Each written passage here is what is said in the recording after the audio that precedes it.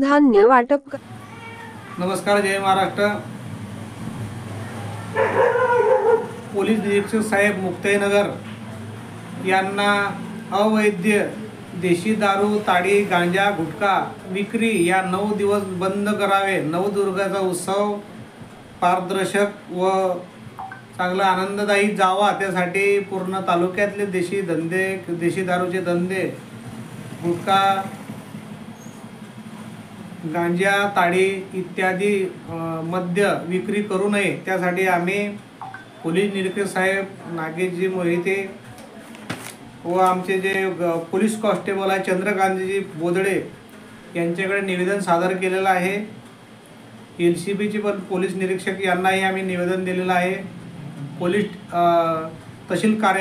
तहसीलदारांनाही आम्ही एक निवेदन दिलेलं आहे। काय नाव आहे? प्रीतम पाटील हे गहेडा आपल्या तालुक्याचे, त्यांच्याकडे निवेदन सादर केलेलं आहे। या सर्वांनी या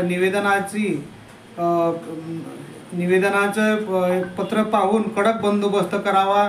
कोणत्याही खेडापाड्याला, रस्त्यावर, टपरीवर किंवा चौरामध्ये, किराणावर कुठे दारूबंदीचा सुटसुवाट दिसला पाहिजे।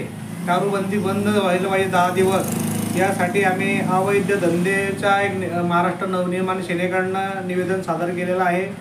त्यासाठी तालुक्यातले आमचे सर्व शहराध्यक्ष मंगेश भाऊ कोळी, गण अध्यक्ष सुनील भाऊ कोळी, विनोद भाऊ पाटील मनसेचे, असे सर्व आम्ही पदाधिकारी या निवेदन देताना उपस्थित होतो।